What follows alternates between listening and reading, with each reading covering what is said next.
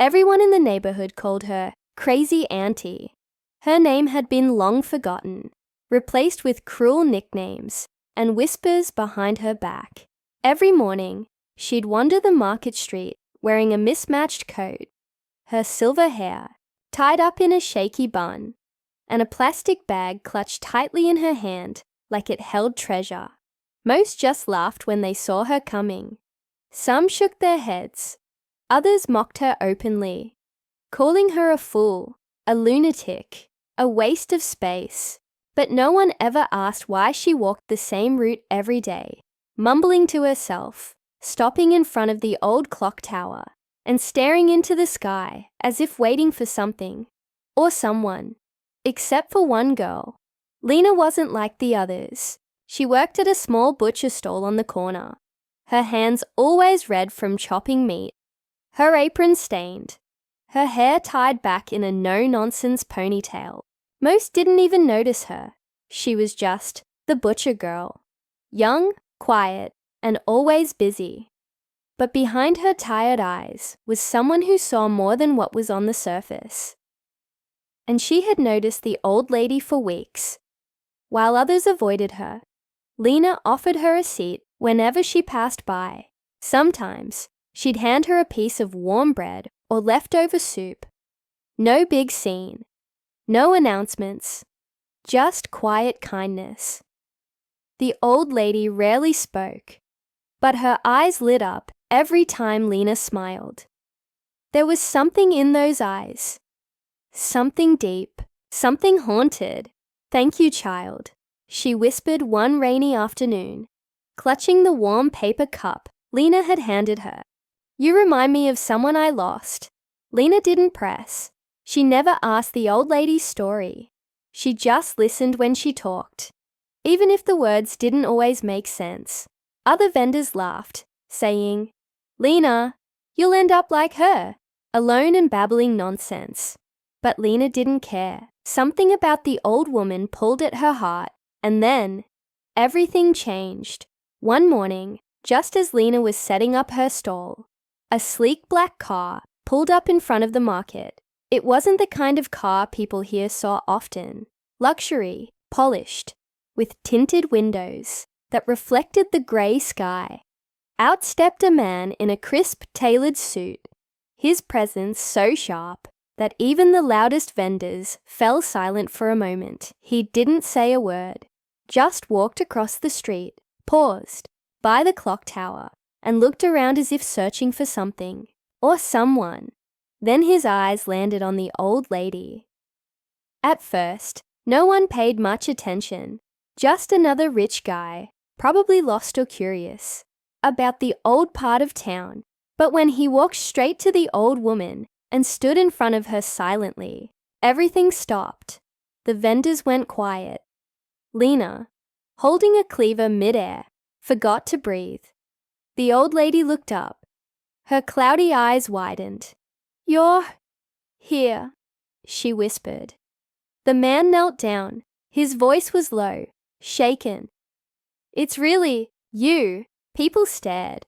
Whispers spread. Who was he? Why did he kneel to her? What was going on? Lena watched, heart pounding. Something strange was unfolding right in front of her. And for the first time, it felt like the old woman's crazy stories might have been something else entirely. Memories. Later that afternoon, when the crowd had thinned and the man had driven away with the old woman sitting beside him in the back seat, Lena stayed at her stall, cleaning up in silence. She couldn't stop thinking about the man's face, how his stern features had melted the moment he saw the old woman.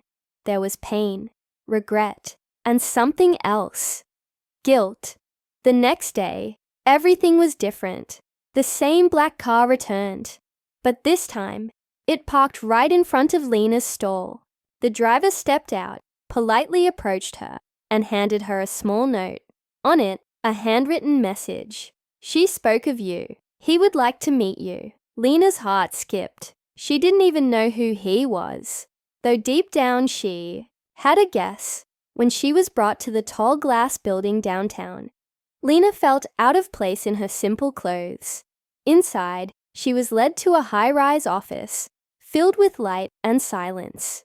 There, standing by the window, was the man, tall, cold, and powerful, the CEO of one of the city's biggest companies. But when he turned to her, his face softened. "You helped her when no one else did," he said. "Why?" Lena shrugged, uncomfortable. "She just seemed lonely."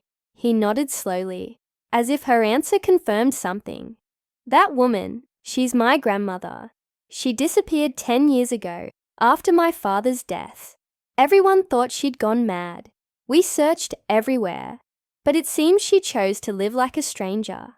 Lena's eyes widened. So the crazy old lady was once part of a rich and powerful family. She refused to come back. "Until she met you." His words hung in the air like smoke. "I owe you more than I can explain," he added. Lena didn't know what to say. She wasn't used to thanks. She wasn't used to being noticed. But in his eyes, she saw something she couldn't quite name. Respect? Curiosity? "You're different," he said finally. Not many would show kindness without expecting something in return. Lena offered a weak smile. "Guess I'm just not like most people." And then he smiled back. Just a flicker. But something shifted in that moment. That evening, back at the market, people crowded around Lena, the same ones who used to laugh, the same ones who warned her to stay away from the old woman. "What happened?" they asked. "Who was he? Why did he come for you?" Lena didn't say much, just wiped her counter and kept working. But something in her eyes had changed too. She didn't know it yet, but that small act of kindness was about to change her life in ways she couldn't have imagined. What started with a piece of bread and a warm cup of soup had opened a door to a world far beyond her butcher stall. And as fate would have it, this was just the beginning, because what the CEO hadn't told her yet was that his interest in Lena wasn't just about gratitude. It was something more, something deeper, something that neither of them was ready for. But it had already begun. And soon, everyone would know the name of the butcher girl who changed everything. All because she helped a woman no one else saw. For the next few days, Lena couldn't focus. Even as she chopped meat or bagged orders at the store, her mind kept drifting to that office, that view, that man. She hadn't expected any of this.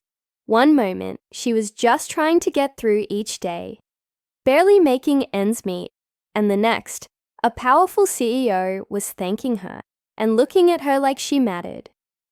His name was Gen Rui. The media called him Ice King, cold, untouchable, brilliant. His photo was in business magazines, but his eyes always seemed distant. Yet the way he had spoken to her, the way he'd smiled, even if only briefly, told her there was more behind that polished image. What Lena didn't know was that she'd stepped into the middle of a quiet war. Gen Rui's grandmother, Madame Zhao, had once been the heart of the Zhao family, but after her son died in a tragic car crash, she'd vanished. The family had claimed she was unstable. That grief had broken her. Some even whispered that she had given up her fortune and lost her mind, but the truth was far more complicated. Madame Zhao had seen something she wasn't supposed to, something that could destroy the legacy her husband and son had built. And so she left, on her own terms, with nothing but a few belongings and a mind full of secrets, and now she was back. Lena became a regular visitor at the Zhao mansion after that. Madame Zhao had insisted. She called Lena the girl with the heart, and the old woman seemed more alive every time they sat together for tea. They'd talk about simple things, the market, childhood, lost recipes.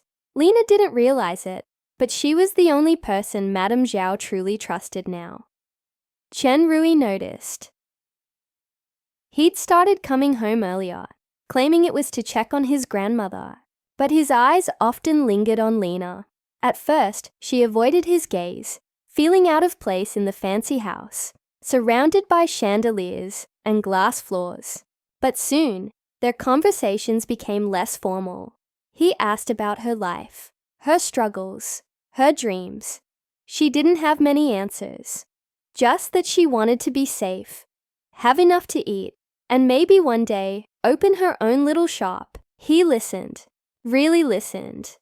But not everyone was happy. Inside the Zhao Empire, others were watching, especially Zhao Meilin, Zhenrui's cousin, and the family's public face. Meilin had spent years building her image, waiting for the day she could rise to the top. And now, this butcher girl was being invited into the mansion, having tea with Madame Zhao, and catching Rui's attention. That didn't sit well with her. One evening, while Lena was leaving the mansion after delivering a basket of handmade dumplings, she was stopped. "You should know your place," Meilin said, her voice calm but sharp. "People like you don't belong here." Lena was used to looks like that. She'd seen them her whole life.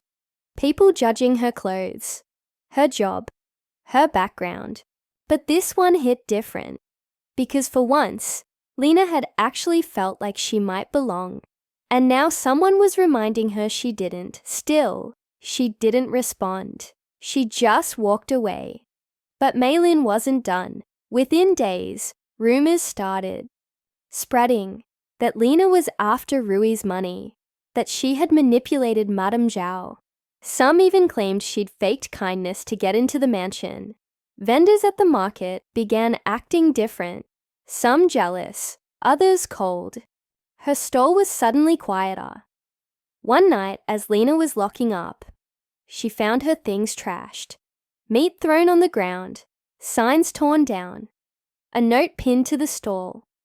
"Gold digger." She sat down on the dirty pavement, tears welling up, but not falling. She'd survived worse, but it still hurt. The next morning, she didn't go to the mansion. She didn't want Madame Zhao to worry. But that afternoon, Zhenrui showed up at her stall.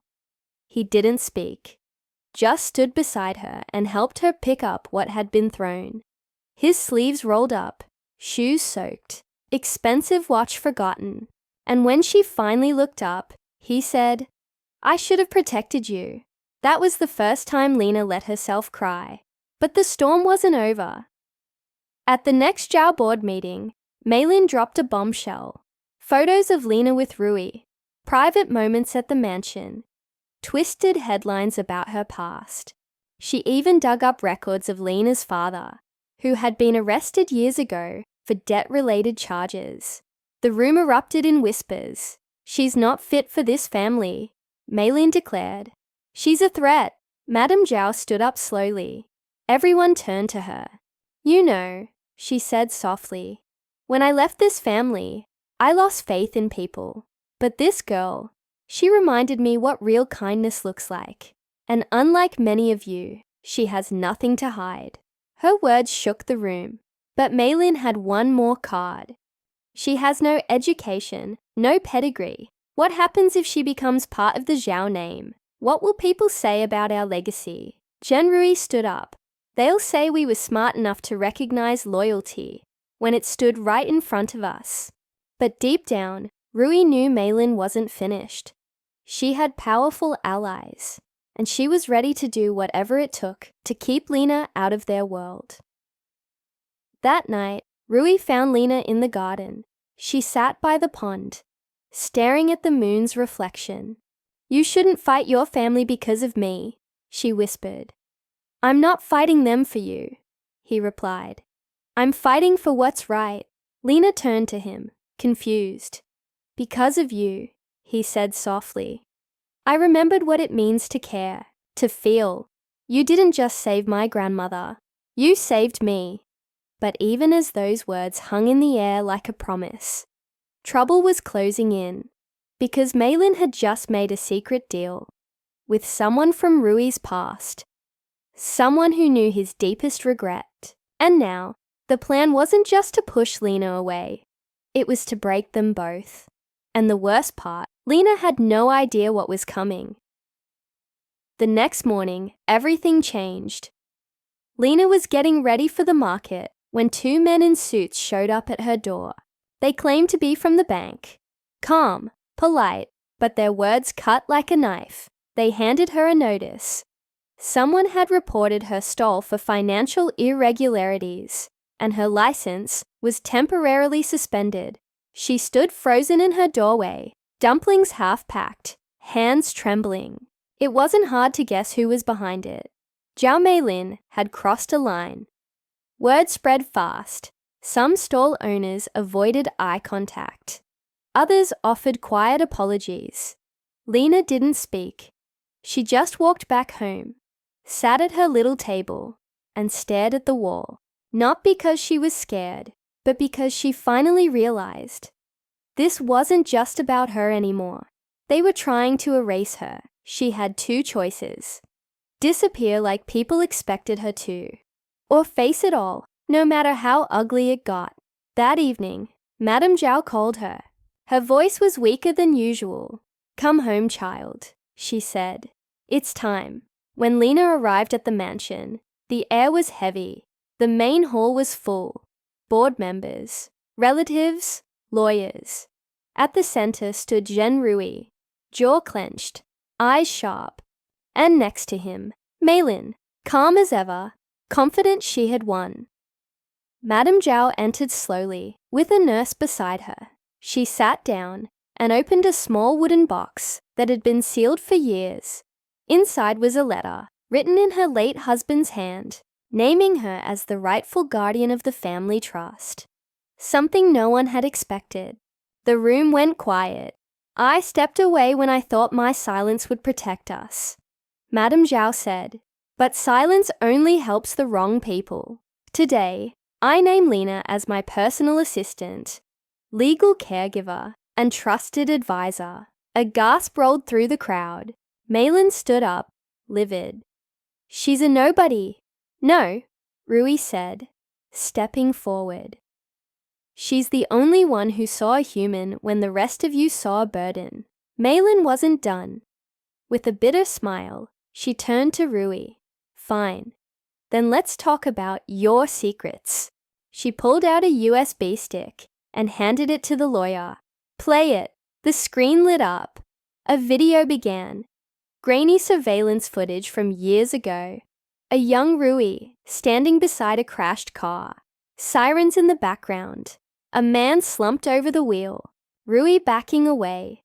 Lena watched, confused, as whispers filled the hall. Rui's eyes dropped. He wasn't driving. Meilin sneered. He let people believe he was to protect someone else. Lied for years. And now this liar wants to run the family. A young butcher girl in her early 20s, wearing a simple apron, with her hair tied back, stands confidently in a busy street market setting, holding a steaming dumpling or small wrapped meat package. She has a kind, determined expression.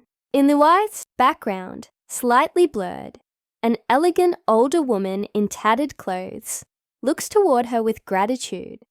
Further behind, a sharply dressed young CEO with striking features watches the scene with quiet admiration, standing near a black luxury car. The setting is during golden hour, with warm, soft lighting casting dramatic shadows. The scene conveys emotion, contrast in social class, and a sense of unexpected connection. No text. Cinematic, vibrant, high resolution. This prompt is designed to highlight the main characters and visual story hook, convey emotion and class contrast, be visually engaging even at small sizes, ideal for a thumbnail, maintain a clean, professional, text-free look.